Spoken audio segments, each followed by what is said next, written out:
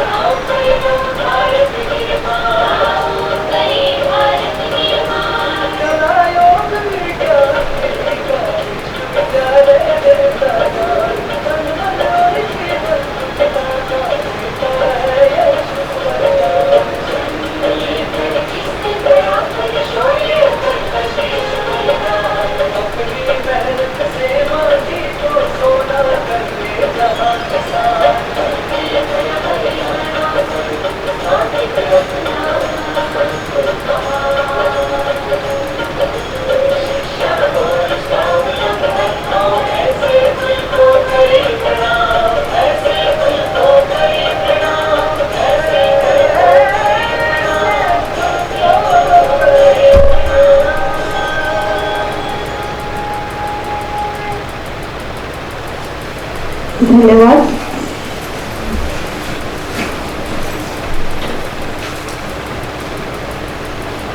जैसा कि अतिथि देवो भव की परंपरा हमारी परंपरा है, उसी परंपरा का निर्वहन करते हुए मैं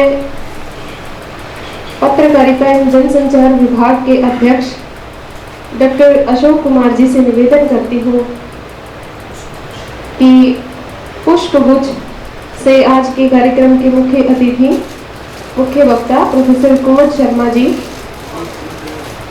अध्यक्ष हिंदी विभाग दिल्ली विश्वविद्यालय एवं उपाध्यक्ष हिंदी साहित्य अकादमी को पुष्पगुच्छ भेंट कर स्वागत सत्कार करें।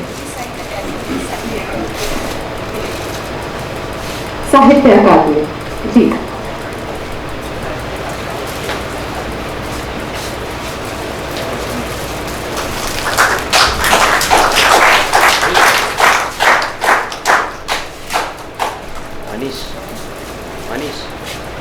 अब मैं डॉक्टर कामराज सर से निवेदन करती हूँ कि आज के वक्ता योगेश नारायण जी, संपादक अमर उजाला हरियाणा, को पुष्पगुच्छ भेंट कर स्वागत सत्कार करें।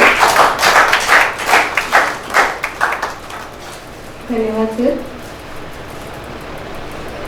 कार्यक्रम की इसी कड़ी को मैं आगे बढ़ाते हुए पत्रकारिता जनसंचार विभाग के अध्यक्ष डॉक्टर अशोक कुमार जी से निवेदन करती हूँ कि स्वागत वक्तव्य के लिए आप आमंत्रित हैं।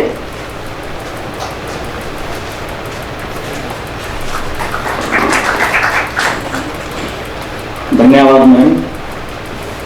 आप सभी को हिंदी पत्रकारिता दिवस की हार्दिक शुभकामनाएं। जैसा आप सभी जानते हैं कि 30 मई का दिन देश भर में हिंदी पत्रकारिता दिवस के रूप में मनाया जाता है।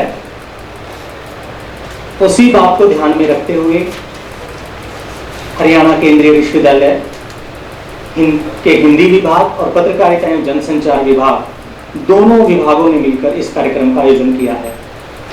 तो मैं दोनों विभागों की तरफ से हमारे दोनों मेहमानों का यहाँ पे हार्दिक स्वागत व अभिनंदन करता हूँ। मैं इस हाल में उपस्थित पत्रकारिता एवं जनसंचार विभाग के सभी शिक्षकों का, हिंदी विभाग के सभी प्राध्यापकगण व प्यारे विद्यार्थियों, आप सभी का भी मैं यहाँ पे हार्दिक स्वागत व अभिनंदन करता हूँ। जैसा कि आप सब लोग जानते हैं कि हिंदी पत्रकारिता दिवस को मनाने का जो उद्देश्य है, जब इस कार्यक्रम की रूपरेखा बन रही थी तो ये विचार आया कि क्यों ना इस कार्यक्रम का आयोजन दोनों विभाग मिलकर करें, क्योंकि हिंदी पत्रकारिता का इतिहास और पत्रकारिता का इतिहास उसमें कोई ज़्यादा फर्क नहीं है। तो इस बात को ध्यान में रखते हुए दोनों विभागों ने संयुक्त रूप से सोचा और इस कार्यक्रम का की रचना जो है वो आपके सम्मुख है। तो मैं सबसे पहले आज के हमारे जो मुख्य अतिथि हैं, हमारे मुख्य अतिथि प्रोफेसर कुमुद शर्मा जी, उनका विश्वविद्यालय परिवार की तरफ से हार्दिक स्वागत व अभिनंदन करता हूं। जैसा कि आप सब जानते हैं कि प्रोफेसर कुमुद शर्मा दिल्ली विश्वविद्यालय हिंदी विभाग के अध्यक्षा हैं, उसके साथ साथ साहित्य अकादमी की उपाध्यक्षा हैं। और जब मैं मैम का प्रोफाइल देख रहा था तो मुझे लगा कि ये मैम हिंदी विभाग की बजाय पत्रकारिता की विद्यार्थी हैं। तो इसलिए आज का जो ये सेमिनार है या आज की जो संगोष्ठी है उसलिए अपने आप में सार्थक है, क्योंकि दो पत्रकारिता के विद्यार्थी मंच पर हमारे सामने हैं। वैसे तो हम पत्रकारिता और हिंदी सब लोग हम उस सब विद्यार्थी हैं, तो लेकिन दो विद्वान जो हमारे बीच में हैं आज हिंदी पत्रकारिता के विभिन्न विषयों पर आप लोगों के साथ चर्चा करेंगे। दूसरे हमारे जो वक्ता हैं योगेश नारायण दीक्षित जी, वो अमर उजाला के रोहतक संपादक हैं और सर का 25 वर्षों से अधिक का अनुभव पत्रकारिता का है। उन्होंने अमर उजाला के लोकल एडिशन माई सिटी से लेकर कई एडिशन अमर उजाला के उन्होंने लॉन्च किए हैं और उन्होंने विभिन्न पत्र पत्रिकाओं के साथ काम किया है। और वो बेसिकली वो भी पत्रकारिता के विद्यार्थी हैं। वो मुझे बता रहे थे सर अभी कि लखनऊ विश्वविद्यालय के वो विद्यार्थी रहे हैं और आज भी वो विभाग के साथ जुड़े हुए हैं। तो ये एक अच्छी बात है हम सब लोगों के लिए कि दोनों जो विद्वान हैं पत्रकारिता को अच्छे से समझते हैं और हिंदी को भी अच्छे से समझते हैं। तो हिंदी पत्रकारिता दिवस मनाने का ऑब्जेक्टिव यही था कि आप लोग जानते हैं कि पिछले आज जब हम बातचीत करेंगे, हमारे वक्ता जब बातचीत करेंगे, क्योंकि हिंदी पत्रकारिता का इतिहास जो है वो बहुत ही गौरवशाली रहा है। 30 मई 1826 को उदंत मार्तंड के रूप में पहला साप्ताहिक अखबार पंडित जुगल किशोर जी ने निकाला और वो एक वकील थे पेशे से, लेकिन वो कानपुर से कोलकाता गए। कोलकाता में जाके उन्होंने हिंदी का अखबार शुरू किया। इसीलिए ही 30 मई का दिन हिंदी पत्रकारिता दिवस के रूप में मनाया जाता है। उसके बाद 1854 में हिंदी का जो है दैनिक अखबार शुरू हुआ। तमाम तरह की पत्रिकाएं, आप लोग जानते हैं कि पहला अखबार भारत में जो है 29 जनवरी 1780 को जेम्स अगस्टस हीके ने बंगाल गजट निकाला था। ठीक है, उसके बाद फारसी, अरबी, उर्दू तमाम तरह की पत्रिकाएं जो है वो भारत में निकलना शुरू हुई। और हम सब लोग जानते हैं कि भारत में पत्रिकाएं कैसे निकलना शुरू हुई, क्योंकि हम जब भारत की आज़ादी के आंदोलन को देखते हैं तो ऐसा लगता है कि वो पत्रकारिता का आंदोलन था या हिंदी के साहित्यकारों का आंदोलन था। और जब हम हिंदी पत्रकारिता के इतिहास को पढ़ते हैं या हिंदी को पढ़ते हैं तो हमें लगता है कि हम स्वाधीनता सेनानियों के बारे में पढ़ रहे हैं। तो इनमें कोई ज़्यादा फर्क नहीं है। तो हिंदी पत्रकारिता का इतिहास स्वाधीनता का इतिहास है, स्वाधीनता संग्राम की लड़ाई है। और स्वाधीनता संग्राम की लड़ाई एक तरह से हिंदी पत्रकारिता का इतिहास है या भारतीय पत्रकारिता का इतिहास है। इस तरीके से आप उसको देख सकते हैं। तो आप 1826 से लेकर 2023 तक जो हिंदी पत्रकारिता के 197 वर्षों का जो फलसफा है उस पर आज हम यहाँ पे चर्चा करने के लिए एकत्रित हुए। तो इस चर्चा में ये विद्यार्थियों के लिए संगोष्ठी इसलिए उपयोगी है क्योंकि मुझे लगता है कि कई किताबें आप पढ़ेंगे तब शायद आपको हिंदी पत्रकारिता का उस तरीके से ज्ञान नहीं होगा। जब हमारे विद्वान, हमारे जो आज के वक्ता हैं आपके सम्मुख हिंदी पत्रकारिता, किस तरीके से हिंदी पत्रकारिता ने देश में विकास किया है और किस तरीके से हिंदी पत्रकारिता की ग्रोथ हुई है, उस पर यहाँ पे चर्चा होगी। तो 1836 से लेके और 2023 तक हिंदी पत्रकारिता ने बहुत सारे अलग अलग पड़ाव देखे हैं। आजादी से पहले की पत्रकारिता की जब हम बातचीत करते हैं तो वो पत्रकारिता, वो बिगिनिंग था। 1857 का विद्रोह हुआ, उस दौरान बहुत सारे अखबार शुरू हुए देश में। उसके साथ साथ जब 1947 आजादी का आंदोलन हुआ तो 1857 से लेकर 1947 के बीच ज्यादातर अखबार थे वो स्वतंत्रता सेनानियों ने निकाले, वो साहित्यकारों ने निकाले। उस समय जब बोलने पर भी पाबंदी थी, उस समय अखबार निकालना सबसे खतरनाक काम था। और ये खतरा हमारे स्वाधीनता सेनानियों ने, हमारे साहित्यकारों ने, इस देश के सेना नायकों ने वो खतरा मोल लिया और अखबार निकाले और इस देश को जागृत किया। तो 1947 की आजादी की जब हम बातचीत करते हैं तो 1947 की आजादी में पत्रकारों का, साहित्यकारों का, विद्वानों का या जो चिंतकों का बहुत महत्वपूर्ण योगदान रहा है। तो मैं उन सारे पक्षों पे बातचीत नहीं करूंगा, लेकिन क्योंकि मैं पत्रकारिता का विद्यार्थी हूं और कुछ समय तक मैंने हिंदी पत्रकारिता में भी काम किया है, तो हिंदी पत्रकारिता में बहुत सारी आजकल विकृतियां भी हैं, बहुत सारे विचलन भी हैं। तो उन सारे पक्षों पे आज हम चाहते हैं कि हमारे वक्ता इस संगोष्ठी में इस विषय, उन विषयों पे चर्चा करें। चाहे वो जब मैं पत्रकारिता का विद्यार्थी था 2002 में, तो मुझे ये कहा गया कि जब आप हिंदी पत्रकारिता करोगे तो अंग्रेजी का अखबार भी पढ़ोगे, क्योंकि आइडिया आपको अंग्रेजी पत्रकारिता देती है। ठीक है, सो ये हमें कहा जाता था। लेकिन आज जब मैं पत्रकारिता के क्लासरूम में खुद जाता हूं तो बच्चों को बोलता हूं कि अंग्रेजी का अखबार तो पढ़ें, हिंदी का अखबार जरूर पढ़ें, क्योंकि अगर आपको समाज से जुड़े रहना है, समाज को समझना है, तो आप हिंदी पत्रकारिता के अखबार या आज की पत्रिकाएं, हिंदी की पत्रिकाएं पढ़े बिना आप समाज को नहीं जान सकते। तो आज अंग्रेजी के जितने भी बड़े अखबार हैं या जितने भी बड़े पत्रकार हैं वो हिंदी का अखबार जरूर पढ़ते हैं, क्योंकि उनको लगता है कि हिंदी की पत्रकारिता ग्रास रूट जर्नलिज्म है, वो आम आदमी को आम आदमी से जोड़ती है। इसलिए हिंदी पत्रकारिता भारतीय जनमानस की पत्रकारिता है। हिंदी पत्रकारिता इस देश के 140 करोड़ लोगों की आवाज है। इस देश में लगभग 70 करोड़ से ज्यादा लोग हिंदी बोलते हैं, हिंदी समझते हैं। तो आप अंदाजा लगा सकते हैं कि हिंदी से बड़ा माध्यम इस देश में कोई नहीं है। तो इसीलिए हिंदी पत्रकारिता पे चर्चा करना अपने आप में महत्वपूर्ण हो जाता है। तो जो हिंदी का जो साहित्यिक स्वरूप था या हिंदी साहित्यिक पत्रकारिता थी, उस पर भी आज हम चर्चा करेंगे।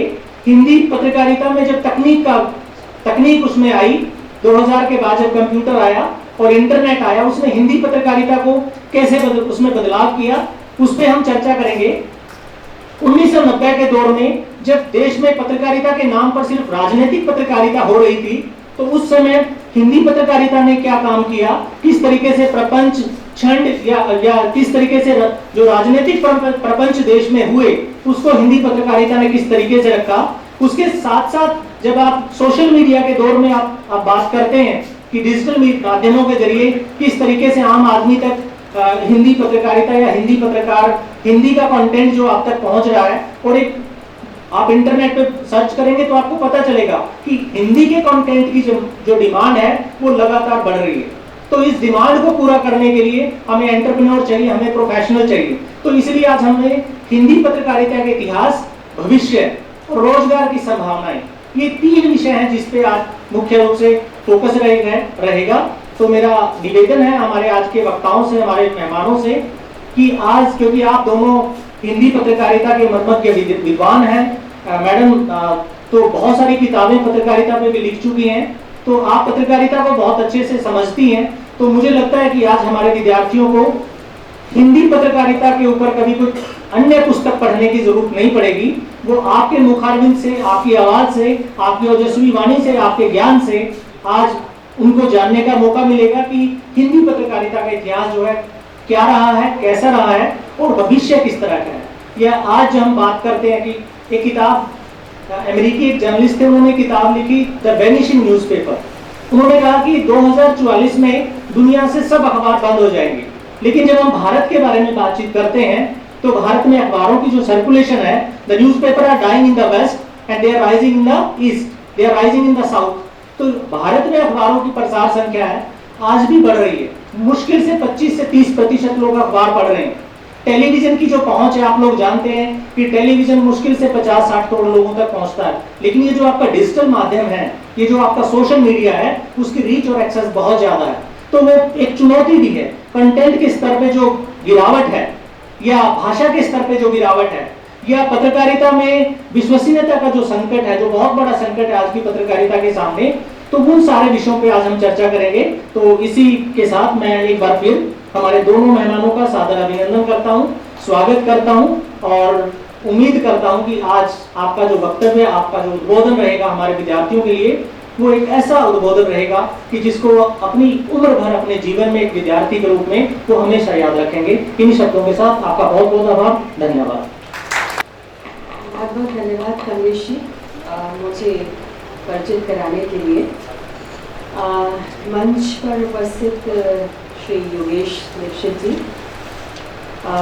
डॉक्टर अशोक जी, सुरेंद्र जी, डॉक्टर कामराज जी, कमलेश जी, और इस सभागार में और भी मुझे लगता है फैकल्टी मेंबर्स हैं और प्रिय छात्र। पत्रकारिता दिवस की आप सबको बहुत बहुत बधाई। आधा घंटे का समय मुझे मिला है, लेकिन आपने जो विषय चुना है वो बहुत बड़ा है। आप चाहते हैं कि हिंदी पत्रकारिता के इतिहास पर भी बात की जाए, भविष्य पर भी बात की जाए, रोजगार की संभावनाओं पर भी बात की जाए। कोशिश करूंगी। अभी बहुत सारे सूत्र आप ही ने लिए हैं और उन्हीं सूत्रों को आगे बढ़ाते हुए अव्यक्त करूंगी कुछ बातों को यहाँ पर आपके सामने रखूंगी। देखिए, जब हम इतिहास की बात करते हैं, इतिहास चाहे वो भाषा का हो, मानव सभ्यता का हो, तो हम इतिहास को 3 चरणों में बांटते हैं। अगर आज हमें इतिहास को बांटना हो, किसी भी दृष्टिकोण से देखना हो, तो आप 3 चरणों में बांटेंगे। आल्विन टॉफलर ने जिसको फेज कहा है। पहला जो फेज है वो एग्रीकल्चरल वेव है, कृषि सभ्यता है। दूसरा जो चरण है वो इंडस्ट्रियलाइजेशन की वेव है, जिसको औद्योगिकरण की सभ्यता हमने कहा है। और तीसरा जो फेज है वो है आपका हाई टेक्नोलॉजी की वेव, जिसको हम उच्च प्रौद्योगिकीकरण कहते हैं। और ये 3 फेज जब आते हैं तो वो युगांतर लेकर आते हैं, बहुत बड़ा परिवर्तन लेकर आते हैं। और इस परिवर्तन का भाषा पर, साहित्य पर, मानव समाज पर व्यापक प्रभाव पड़ता है। आज जब हम पत्रकारिता के इतिहास की बात कर रहे हैं तो हम स्वाधीनता आंदोलन का अमृत महोत्सव भी मना रहे हैं। और ये आजादी एक लंबी यातना संघर्ष के बाद हमने हासिल की है। और इस आजादी के पीछे असंख्य असंख्य पत्रकारों की कुर्बानियां छिपी हुई है। और पत्रकारिता का एक गौरवशाली अध्याय इसी दौरान लिखा गया। हिंदी भाषा का इतिहास, हिंदी पत्रकारिता का इतिहास और हिंदी साहित्य का इतिहास एक ही साथ रचा गया। और तीनों इतिहास की अगर मैं बात करूं तो तीनों इतिहास में उस समय स्वाधीनता आंदोलन के दौरान जो सबसे बड़ा मूल्य दिया, वो सबसे बड़ा मूल्य था स्वतंत्रता। और ये बात निकल कर के आई कि स्वतंत्रता केवल एक विचार नहीं है, केवल एक मनोवृत्ति नहीं है, बल्कि वो जीवन जीने की बुनियादी शर्त है। और स्वतंत्रता इतना बड़ा मूल्य है कि जिसके लिए आप अपने प्राणों की बाजी लगा सकते हैं। ये मूल्य उस समय हिंदी पत्रकारिता ने दिया। तो हिंदी पत्रकारिता उस समय स्वाधीनता का शस्त्र भी थी और स्वाधीनता के लिए शस्त्र की निर्माणशाला भी थी। आजादी की लड़ाई किन हथियारों से लड़ी जाएगी, उसका निर्माण इसी पत्रकारिता के बल पर हुआ। 1826 30 मई को जब युगल किशोर जी ने उदंत मार्तन का प्रकाशन प्रारंभ किया तो उनका बल किस पर था? उनका बल था हिंदुस्तानियों के हित में निकला है ये पत्र, यानी हिंदुस्तानियों के कल्याण के लिए निकाला था। भारत की उन्नति और भारत का कल्याण उनकी दृष्टि में था जब उन्होंने उदंत मार्तंड को निकाला। और ये बात मैं आगे स्पष्ट करूंगी कि कैसे उदंत मार्तंड की जमीन आज भी पुख्ता है। उदंत मार्तंड के बाद 1826 के बाद अब हिंदुस्तानियों के हित में जो पेपर निकला, अखबार निकला, वो और भी अखबार आए और इसी को लेकर के धीरे धीरे आगे बढ़ना शुरू हुआ। लेकिन जैसे 1857 की क्रांति होती है और उस दौरान 1857 की क्रांति से थोड़ा पहले, उस दौरान, उसके बाद उन पत्रों को जब आप देखते हैं तो मैं नाम लेना चाहूंगी पयामे आजादी नामक अखबार का, जो कि हिंदी और उर्दू में एक साथ निकला। आपने ये तो सुना होगा कि स्वाधीनता आंदोलन के दौरान पत्रकारों को सजा सुनाई जाती थी और पत्र जब्त कर लिए जाते थे या साहित्य की किताबें जो जब्त हो जाती थी। लेकिन कभी ये नहीं सुना होगा कि पत्रों के पाठकों को भी सजा दी जाती थी। पयामे आजादी एक ऐसा अखबार था, इसने अंग्रेज साम्राज्यशाही की रातों की नींद उड़ा दी थी और उन्होंने ये घोषणा की, किसी के हाथों में भी अगर ये पत्र पाया गया तो उसको गोली से उड़ा दिया जाएगा। अब आप अंदाजा लगा सकते हैं इस पत्र की शक्ति का, कितना शक्तिशाली पत्र था और उसकी शक्ति से किस तरह अंग्रेज डरते थे। उसके बावजूद बड़े सुनियोजित तरीके से, निडर होकर, निर्भीकता के साथ इस पत्र की प्रतियां जो है पाठकों के हाथों में पहुंचाई जाती थी। और इस पत्र में मंगल पांडे, तात्या टोपे, झांसी की रानी लक्ष्मीबाई की गाथाएं निकलती थी। उसके बाद जो पत्र निकले, अगर आप उनके शीर्षक देखें, और यहाँ जो विद्यार्थी बैठे, मैं कहना चाहूंगी कि अगर आप पत्रकारिता में आगे कुछ रिसर्च करना चाहें तो स्वाधीनता आंदोलन के दौरान जो चरण है, तिलक युग है, गांधी युग की पत्रकारिता, उसके सिर्फ आप शीर्षक को ले लें तो बदलती हुई पत्रकारिता का स्वरूप बहुत अच्छी तरह से आप समझ पाएंगे। जो शुरुआती दौर के पत्र हैं वो धर्म प्रकाश, जगो लाभ, भारत में, इस तरह के पत्र निकले।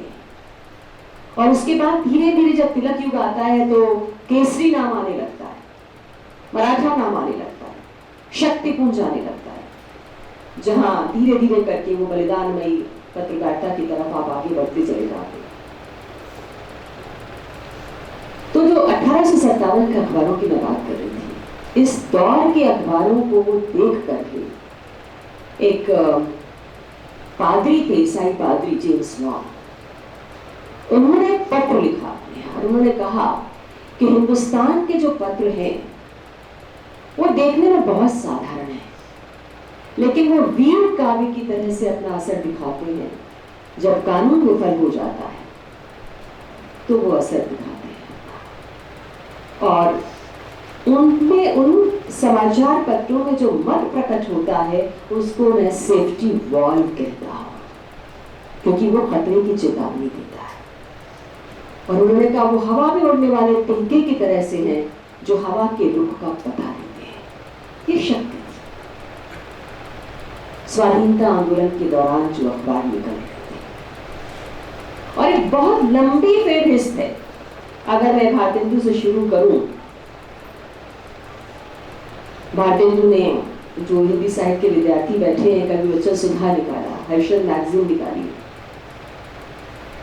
और उसी समय कवि वचन सुधा में नर नारी सम होई का नारा दिया उन्होंने। इतनी प्रगतिशील उनकी जो है पत्रकारिता थी। और भारतेंदु की पत्रकारिता में राष्ट्रीय चेतना की बात करूं तो प्रेरणात्मक राष्ट्रीय चेतना थी, क्योंकि बहुत खुल करके आप आवाज बुलंद नहीं कर सकते थे, धीरे धीरे वो शक्ति आती। उसके बाद 1920 तक आते आते पत्रकारिता को गांधी मिल जाते हैं। गांधी पूरे स्वाधीनता आंदोलन को एक राजनीतिक कार्यक्रम दे देते हैं, और एक तरफ गांधी स्वाधीनता आंदोलन के अगुआ बने हुए हैं और गांधी खुद पत्र निकाल रहे हैं, और पत्रकारिता के क्षेत्र में गांधी नायक भी बन रहे हैं। गांधी के दो बड़े शक्तिमान जो आंदोलन थे, असहयोग आंदोलन है आपका, सत्याग्रह आंदोलन है, वो पत्रकारिता के जरिए आगे बढ़ता है। और समूची पत्रकारिता ये आवाहन करती है कि अगर आपको आजादी चाहिए तो आपको वेदना को सहना होगा, आपको लाठी खानी होगी, कुर्बानी देनी होगी, तभी आप आजाद हो सकते हैं। तो स्वाधीनता आंदोलन के दौर की जो पत्रकारिता थी उसने बहुत महत्वपूर्ण मुद्दे उठाए, क्योंकि उस दौर की पत्रकारिता को बहुत बड़े काम करने थे, चाहे वो गांधी दर्शन की रोशनी में करते, तिलक का ओझ लेके करते, लेकिन उसे बहुत बड़े काम करने थे। उसे काम करना था, उसे जो हमारे देश की विभाजित शक्तियां थी उनको एकजुट करना था देश की आजादी के लिए। अगर विभाजित शक्तियां विखंडित हो जाती तो हम एक नहीं होते तो हम आजादी कभी जीत नहीं सकते थे, उनको भी एक करना था। और उन्होंने कुछ ऐसे मुद्दे उठाए जिन्होंने स्वाधीनता आंदोलन में योगदान दिया। उन्होंने भाषा को हथियार बनाया, जिसको हम बहुत सारे लोग नवजागरण का दौर कहते हैं, मैं राष्ट्रीयता उसका सबसे बड़ा भाग मानती हूँ, लेकिन वो हिंदी का नवजागरण था। और हिंदी को स्वाधीन चेतना की वाणी बनाने के लिए, देश को एकजुट करने के लिए उसको माध्यम बनाया गया। निराला जैसे कवि लिखते हैं पत्रकारिता के फलक पर, सुनी राष्ट्रभाषा की जब से भाव मनोहर तान, मिटी मोह माया की निद्रा गई रूप पहचान, बढ़ आगे हो सजग मेट तू क्षण में नामो निशान, मिटी मोह माया की निद्रा गई रूप पहचान, चूम चरण मत चोरों के तू, गले लिपट मत गोरों के तू, अगर उतरना पार चाहता दिखा शक्ति बलवान, मिटी मोह माया की निद्रा गई रूप पहचान। तो राष्ट्रभाषा को याद किया और राष्ट्रभाषा बनाने की इच्छा थी हिंदी, और हिंदी स्वाधीनता आंदोलन के दौरान देश को एकजुट करने का पर्याय हो गई, एकता का पर्याय बन गई। बाद में क्या गति हुई वो तो कभी और डिस्कस करेंगे आपसे। और दूसरा, बहुत सारे मुद्दे थे, कुछ महत्वपूर्ण मुद्दे ले रही हूँ, उदाहरण के साथ अपनी बात प्रकट कर रही हूँ क्योंकि बात को बहुत आगे के फलक तक ले जाना, समय खिसकता जा रहा है।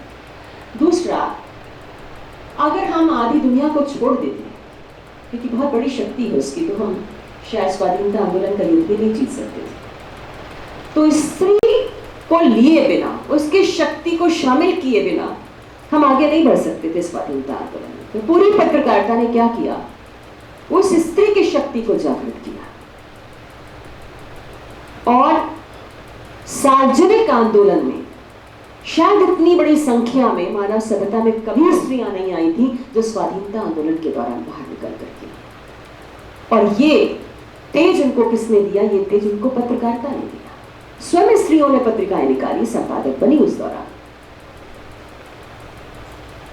और बहुत सारी फाइलों को अगर आप देखें, सुधा की फाइलों को देखें, कोटेशन उसमें आता है, ये भी निराला का ही है, निराला ने लिखा। देश की मुक्ति की बात करते हैं, कहा कि मुक्ति का यथार्थ सूत्र स्त्रियों के हाथों में है। घर की लक्ष्मियों और सरस्वतियों को कैद रखना अपने घर में अंधेरे के दीपक को गुल कर देने जैसा है। इसलिए स्त्रियों की शिक्षा और दीक्षा पर ध्यान देना जरूरी, बहुत जरूरी है। घर की देवियां आंसू बहाएं और आप बहादुर बन जाएं। स्त्रियों का शव लेकर विजयी होना असंभव है, इसलिए उन्हें शिक्षा देनी होगी। अन्यथा आज के पुरुषों की तरह उनके बच्चे भी अंधकार में उड़ने वाले गीदड़ होंगे, वो स्वतंत्रता के प्रकाश में दहाड़ने वाले शेर नहीं हो सकते, और मातृभाषा का मुख कभी भी उज्जवल नहीं हो सकता। यहां भी भाषा की बात है, हिंदी की बात है। तो स्वाधीनता आंदोलन के दौर की पत्रकारिता सबको जगा रही है, वो असंख्य देशभक्त पैदा कर रही है और देश के लिए कुर्बानी का जज्बा भर रही है। वो स्त्रियों को भी जगा रही है, किसानों को भी जगा रही है, आम आदमियों को जगा रही है। और इसी स्वाधीनता आंदोलन में, स्वाधीनता आंदोलन की पत्रकारिता गांधी को नायक बनाती है, लेकिन गांधी नायक किसको बना रहे हैं, बराबर अपने लेखों के माध्यम से किसान को नायक बना रहे हैं। क्योंकि उनको मालूम है कि देश अगर आजाद होगा तो ये आम आदमी जब तक शक्तिशाली नहीं होगा, उसका तेज जब तक साथ में नहीं होगा, तो देश आजाद नहीं हो सकता। दो मूल्य देती है वो पत्रकारिता, संकल्पशील मन का की निष्ठा और कष्ट भोग की तत्परता। और स्वाधीनता आंदोलन की पत्रकारिता ने, बहुत संक्षेप में बता रही हूं, ये बताया कि स्वाधीनता के लिए आपका संघर्ष कैसा होगा, संघर्ष का स्वभाव कैसा होगा, संघर्ष की प्रकृति कैसी होगी और संघर्ष के बीज शब्द कौन से होंगे। तो समूची पत्रकारिता ने जो संघर्ष के बीज शब्द दिए वो क्या थे? वो था स्वराज, वो था आत्मशक्ति, आत्मबोध का प्रचंड ज्ञान, आत्म बलिदान की पवित्रता और स्वदेशी की दृढ़ता। ये शब्द थे जिन शब्दों को खोल करके, उनके विभिन्न परिभाषाओं को समझ करके हमने आजादी की लड़ाई लड़ी और हम आजाद हुए।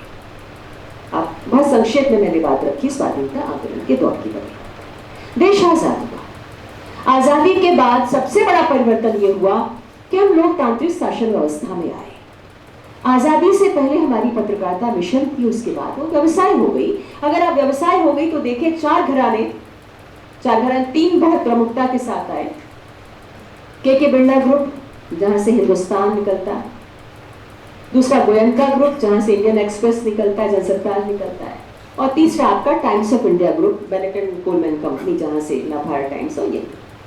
तो तीन बहुत बड़े बिजनेस टाइकून थे, बिजनेसमैन थे, जिन्होंने अब पत्रकारिता व्यवसाय और पहले उसका जो लक्ष्य था वो लक्ष्य था देश को आजाद कराना है। लेकिन स्वाधीनता के बाद उसका लक्ष्य क्या बना कि हम लोकतांत्रिक शासन व्यवस्था में हैं। अब पत्रकारिता का लक्ष्य है लोकतांत्रिक मूल्यों का संवहन, लोकतांत्रिक मूल्यों की रक्षा करना। और इसलिए पत्रकारिता को फोर्थ स्टेट कहा गया, यानी लोकतंत्र जिन चार स्तंभों पर खड़ा हुआ है उसका चौथा स्तंभ जो है वो क्या है? मीडिया है। और उस चौथे स्तंभ की जिम्मेदारी बहुत बड़ी है, क्योंकि उसी चौथे स्तंभ को देखना है कि कार्यपालिका कैसे काम कर रही है, संसद कैसे काम कर रही है, उसी को देखना है कि ब्यूरोक्रेसी का कैसे काम करती है। तो इसलिए उसकी जिम्मेदारी बहुत बड़ी है, तो लोकतांत्रिक मूल्यों का संवाद करना। अब पत्रकारिता मिशन से व्यवसाय तो हो गई, लेकिन ये तीनों जो इनके पूर्वज थे, आज की बात नहीं कर रही, उनके मस्तिष्क में एक बात थी कि हम बिजनेस तो कर रहे हैं, व्यवसाय तो कर रहे हैं, लेकिन हमारा व्यवसाय ये धनिया बेचने वाला, सीमेंट बेचने वाला व्यवसाय नहीं है। ये ऐसा पवित्र व्यवसाय है और ये देश हित से, मनुष्य हित से, समाज हित से जुड़ा हुआ व्यवसाय है। इस व्यवसाय के साथ हम गद्दारी नहीं कर सकते। हमारे लिए देश होगा, मनुष्य का हित होगा, लोकतांत्रिक मूल्यों का सम्मान होगा। और ये आदर्श यानी पत्रकारिता के जो मानदंड स्वाधीनता के आंदोलन के दौरान स्थापित हुए थे, वो मानदंड थोड़ा आगे तक चलते हैं, कम से कम 70 तक तो वो आते हैं। लेकिन धीरे धीरे जो कोई भी चीज व्यवसाय हो जाती है तो वहां कुछ ना कुछ उसमें जो है लचीलापन आने लगता है और धीरे धीरे उसमें विकृति आती चली गई। और 70 के बाद राजेंद्र माथुर ने यह बात रखी कि ना आइडियोलॉजी रही ना आइडियाज रहे पत्रकारिता में। और उसी टाइम्स ऑफ इंडिया ग्रुप से सारिका जैसी मैगजीन निकलती थी, उसका कॉलगल विशेषांक निकला। वहीं से आगे और बढ़िए तो 85-87 के आसपास वामा पत्रिका निकलती थी। वामा पत्रिका जब शुरू हुई तो बहुत बड़ी घोषणाओं के साथ शुरू हुई, विवेकवान, विचारशील महिलाओं की पत्रिका। लेकिन उसी पत्रिका में एक कवर स्टोरी निकलती है कि अविवाहित मातृत्व अवांछित क्यों। भले ही अंदर कुछ और हो, अंदर पॉजिटिव हो, लेकिन बाहर उसमें बदलने लगती हैं चीजें। तो वो आजादी के बाद की पत्रकारिता जो है वो व्यावसायिकता की डोर पकड़ना शुरू कर दी थी। और धीरे धीरे आप देखिए कि 1991 से पहले, ग्लोबलाइजेशन से पहले, थोड़ा सा पहले पत्रिकाएं बंद होने लगती हैं। अचानक जो है धर्मयुग बंद हो जाता है, जिसको आप सांस्कृतिक साहित्यिक पत्रकारिता कहते हैं। अचानक हिंदुस्तान जो साप्ताहिक निकलता था वो बंद हो जाता है, सारिका बंद हो जाती है। बहुत सारी पत्रिकाएं बंद हो जाती हैं। और उसी के साथ साथ यानी साहित्य और पत्रकारिता का जो रिश्ता था वो राजन माथुर तक चलता है। मृणाल पांडे अंग्रेजी की थी, राजन माथुर अंग्रेजी के थे, लेकिन वो जो संपादक होते थे वो साहित्य की दुनिया से निकल करके आते थे। लेकिन एसपी सिंह जब आते हैं टाइम्स ऑफ इंडिया में, नवभारत टाइम्स में, वो चीज़ खत्म हो जाती है। जब साप्ताहिक संडे मेल, संडे ऑब्जर्वर जैसे पत्र आने लगते हैं तो चीज़ें थोड़ा बदलने लगती हैं। और एक और होता है कि पत्रकारिता में बहुत सारे आयाम आ जाते हैं। पहले पत्रकारिता का मिशन बहुत बड़ा था, लेकिन धीरे धीरे पत्रकारिता में बहुत सारी शाखाएं आ जाती हैं, अलग अलग बिल्कुल। और बहुत अच्छी बात है, उससे रोजगार आपको मिलेगा। तो बहुत विस्तार से नहीं जा रही हूँ इसमें। तो धीरे धीरे अब जब पत्रिकाएं बंद होने लगती हैं अचानक, तो संपादक नाम की सत्ता वहां पर खत्म होने लगती है। और सीधे अब मैं आ रही हूँ, क्योंकि समय कम है, क्योंकि अब का डिजिटल मीडिया भी है, बहुत सारी बातें बस छोड़ जाऊंगी यहाँ पर, बहुत विस्तार से नहीं जा पाऊंगी। तो ग्लोबलाइजेशन से पहले ये पत्रिकाएं बंद हो जाती हैं। और बंद होने के पीछे की अगर राजनीति देखें तो इसके पीछे बहुत बड़ा कारण है। वो परिवर्तन आपको इलेक्ट्रॉनिक मीडिया में भी दिखेगा और पत्रकारिता की दुनिया में भी दिखेगा, क्योंकि वहां संपादक की सत्ता जब खत्म हो जाती है। इससे पहले जो संपादक थे वो संपादक ऐसे थे जो सर उठा के ये कह सकते थे कि हम अपने शहंशाह हैं, किसी के मनसबदार नहीं है। हालांकि पंडित विद्यानिवास मिश्र जी तो 1991 के बाद के थे संपादक, जब नवभारत टाइम्स में आए, लेकिन वो किसी और कारण से लाए गए थे, उसकी अलग कहानी है। लेकिन वो अंतिम संपादक थे जो कह सकते थे कि जो ब्रांड मैनेजर है वो मेरे कमरे में नहीं आएगा। लेकिन उसके बाद के संपादक ये नहीं कह पाए या नहीं कह सकते थे कि सामग्री यही जाएगी, ये ऊपर से जो थोपी जा रही है सामग्री नहीं जाएगी। या विज्ञापन और न्यूज कंटेंट के बीच का जो रिश्ता था, जो पनपा, उसके दिशा निर्देश से वो उसको नहीं निकालेंगे, कोई नहीं कह पाता। ठीक यही चीज इलेक्ट्रॉनिक मीडिया में होती है। इलेक्ट्रॉनिक मीडिया का अगर आप परिवर्तन देखें, उसी दौरान जैसे ही ग्लोबलाइजेशन आता है, मल्टीनेशनल चैनल आपके शुरू होते हैं। आप याद करिए, उससे पहले 2 सीरियल आते थे, रामायण महाभारत की बात छोड़ दीजिए, हम लोग आता था और एक आता था बुनियाद। अगर आप उस दोनों सीरियल को देखें तो हम लोग की खासियत ये थी, एक निम्न मध्य वर्गीय परिवार की कहानी, साधारण सा घर। उस साधारण से घर में उसकी खूबी ये थी कि उस परिवार के हर सदस्य की आंखों में एक उम्मीद थी, एक सपना था कि हम संकट से जूझ रहे हैं, हमारे जीवन में अभाव है, लेकिन हमारे अंदर इतना हौसला है कि हम इन जो संकट है इनसे उभर जाएंगे और हम अपनी मंजिल को पा लेंगे। बुनियाद आपको आपके इतिहास बोध का परिचय कराता था कि अगर ऐसा दोबारा नहीं होना चाहिए। लेकिन जैसे ही ग्लोबलाइजेशन आता है, वैसे ही स्वाभिमान आता है, जुनून आता है, एकदम से स्टोरी लाइन बदल जाती है। आपके जो एक बहुत साधारण से घर है, पार्टीशन दिखाया जाता है, बुनियाद में तो बिल्कुल साधारण साधारण चीजें आपको दिखाई जाती है, अचानक बड़े बड़े मकान, पोर्टिको, बड़ी बड़ी गाड़ियां, स्विमिंग पूल और एक्स्ट्रा मैरिटल रिलेशनशिप। क्यों? क्योंकि बीच में आफ्टर द ब्रेक में जो विज्ञापन दिखाना है नक्षत्र के, डायमंड का, डायमंड नक्षत्र जो ब्रांड है उसका, तो वो अपनी प्रेमिका के लिए भी खरीदेगा, अपनी पत्नी के लिए भी खरीदेगा। तो कंज्यूमर कल्चर, जो उपभोक्तावादी संस्कृति, और ऐसा कंटेंट चेंज हुआ इसलिए कि जो विज्ञापन है और जो आपका सीरियल है, उनके बीच में जो कंटेंट का एक रिश्ता कायम हो सके। अगर आप बुनियाद दिखाएंगे, हम लोग जैसा सीरियल दिखाएंगे, तो सादा जीवन उच्च विचार जैसी अगर भावना चलेगी, तो बीच में बड़ी बड़ी गाड़ियों की और इसके विज्ञापन का कोई असर नहीं होगा। तो असर पूरा पूरा होना चाहिए। तो विज्ञापन देने वाली कंपनियों ने कहा कि ऐसे कार्यक्रम को तो हम विज्ञापन नहीं देंगे, तो कार्यक्रम ऐसे होने चाहिए। तो वहां कार्यक्रम बदले। ठीक यही स्थिति प्रिंट मीडिया में हुई कि प्रिंट मीडिया में अब संपादक नहीं चला, अब चलाने वाला कौन हो गया? ब्रांड मैनेजर हो। समीर जैन ने, जो कि टाइम्स ऑफ इंडिया के मालिकों में से, उन्होंने अपने बोर्ड रूम में बुलाकर गाय, काउ एंड डॉग का मुहावरा उछाला। उन्होंने कहा, मुझे क्या है, मुझे गाय नहीं, गाय मतलब गाय चाहिए का, क्योंकि जिसका दोहन किया जा सके। कुत्ता नहीं पालना मुझे गाय पालनी, क्योंकि कुत्ता जो है वो स्टेटस सिंबल है, लेकिन गाय जो है जिसका आप दोहन कर सकते हैं। तो पत्रकारिता जो संस्थान है उनकी निगाह कहाँ हो गई? उनकी निगाह हो गई जो करोड़ों रुपए की विज्ञापन की मलाई है वहां पर, कि हमारी झोली में सबसे ज्यादा मलाई आनी चाहिए। तो इस नाते जो है, जो विज्ञापन है, विज्ञापन के अनुसार जो है समाचार सामग्री का तालमेल बैठाया जाने लगा। अब कैसे?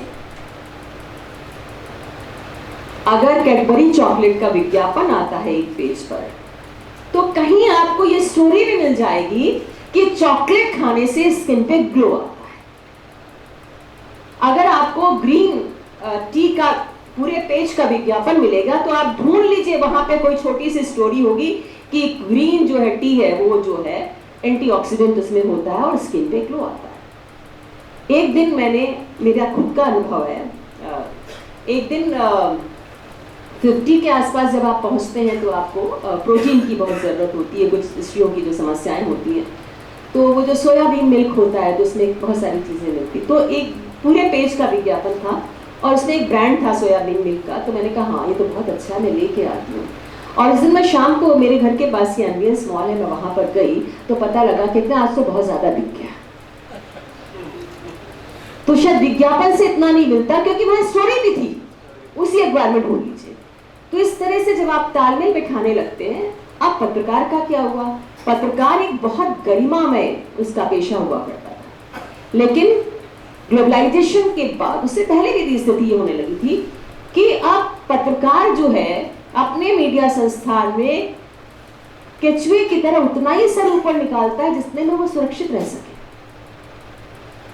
अगर आप समझे कि मैं स्कूप लेकर के आया हूं, ये स्कूप तो मेरा छपेगा ही, तो जरूरी नहीं है आप बैठा दिए जाए, क्योंकि वहां आपके कहीं मालिक के हित हैं, कहीं बाजार का हित सामने आ जाएगा। तो संचार का कमर्शियल मॉडल पत्रकारिता का अब सामने आ गया। अब संचार का कमर्शियल मॉडल कैसे आया, इसके लिए भी आपको एक उदाहरण देना चाहूंगी, जिसको रेमंड विलियम्स कहते हैं ना कि ये जो संचार का कमर्शियल मॉडल है, विज्ञापनदाताओं की आय पर आप निर्भर हैं, तो सार्वजनिक दायरे को क्षीण कर देता है और यहाँ पर लोकतांत्रिक मूल्यों के साथ इसका कोई नाता फिर नहीं रह जाता है, और ये चीज आउटपुट को माल में बदल देते हैं। और इसका एक एग्जाम्पल आपको बताती हूँ, ठीक से सर मुझे याद नहीं आ रहा, आउटलुक मैगजीन जानते होंगे, यहाँ पत्रकारिता के स्टूडेंट बैठे हैं। आउटलुक मैगजीन में एक IAS ऑफिसर है स्मिता सबरवाल। स्मिता सबरवाल के पर पूरा एक कवर पेज स्टोरी छपती है, और उसमें शायद 1915 के आसपास की बात है, सन देख लीजिएगा अगर आपको ढूंढना हो तो, थोड़ा इधर उधर हो सकता है।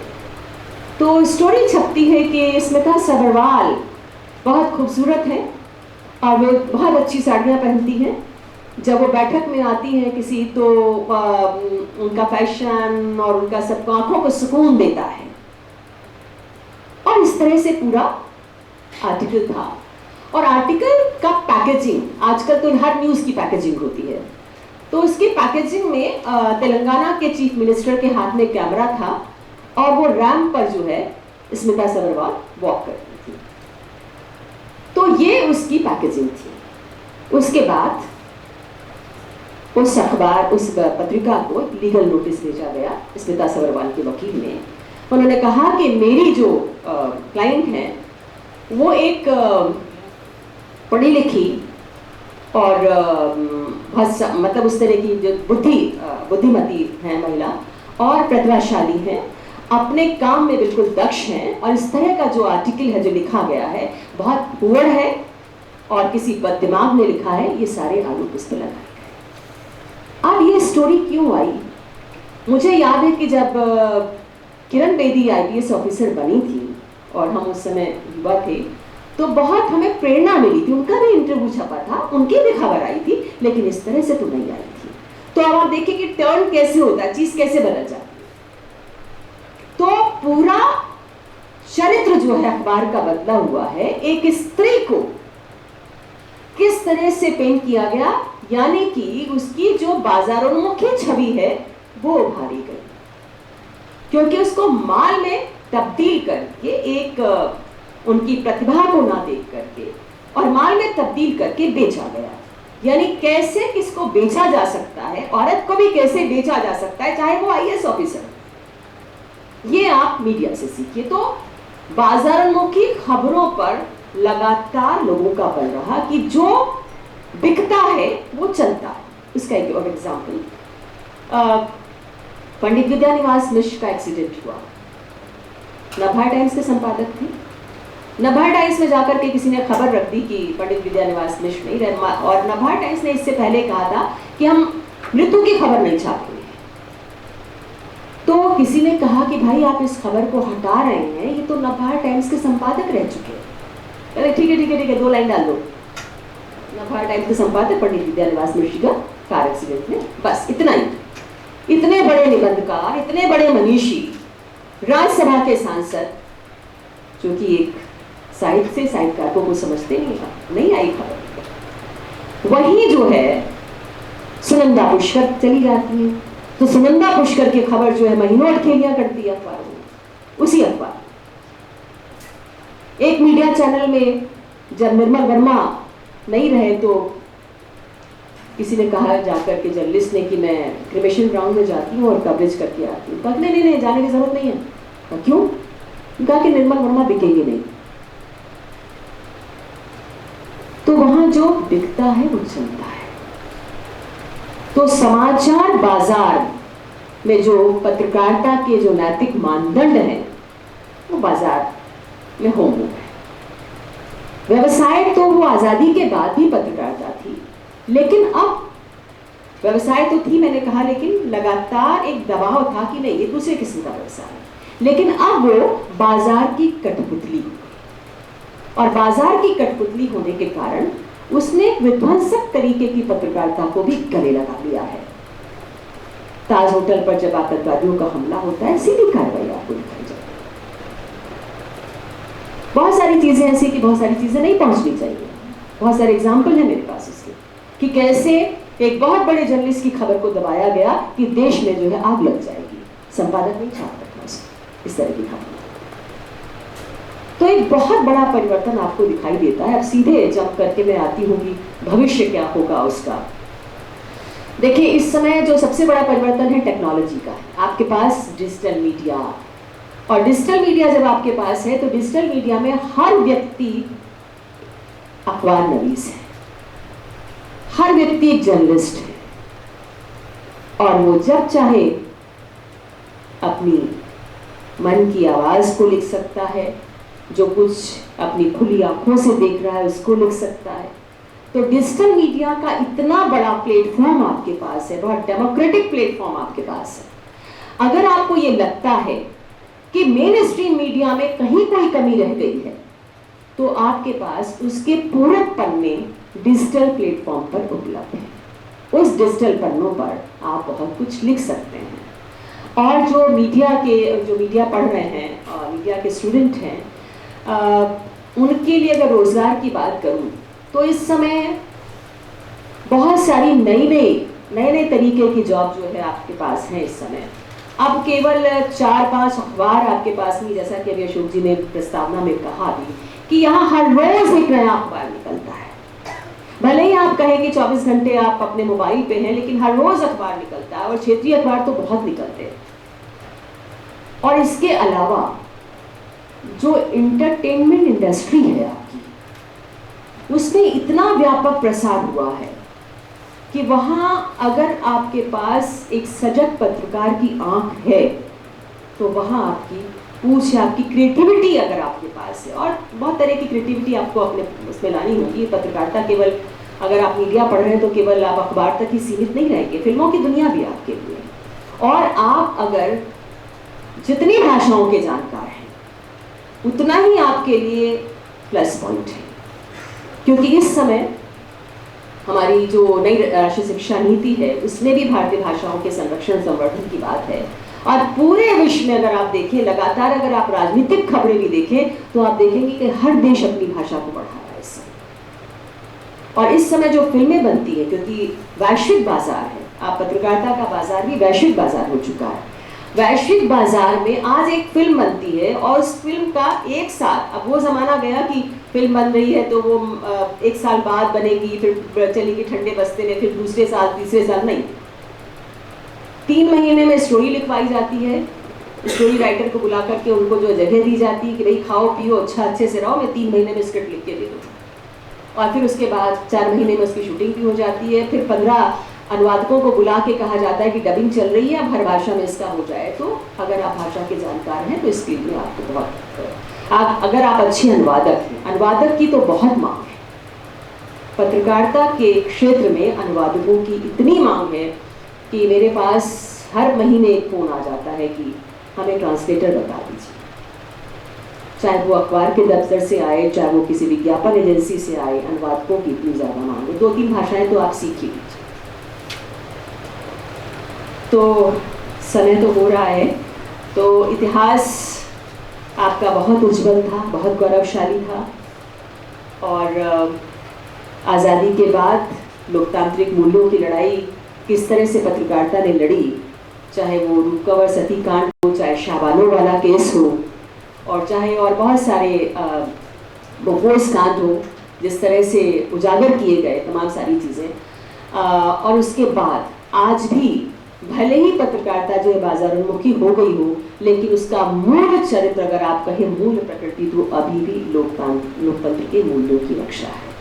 और आज भी अगर आप देखिए कोई ऐसी दर्दनाक घटना होती है तो पत्रकारिता तमाम व्यावसायिक नारों के बावजूद सजग होती है। निर्भया कांड जो हुआ उसके बाद हालांकि सोशल मीडिया ने जागरूक किया, लेकिन उस पत्रकारिता ने भी थामा उसको, और उसको जस्टिस वर्मा कमेटी बनी और उसको न्याय मिला।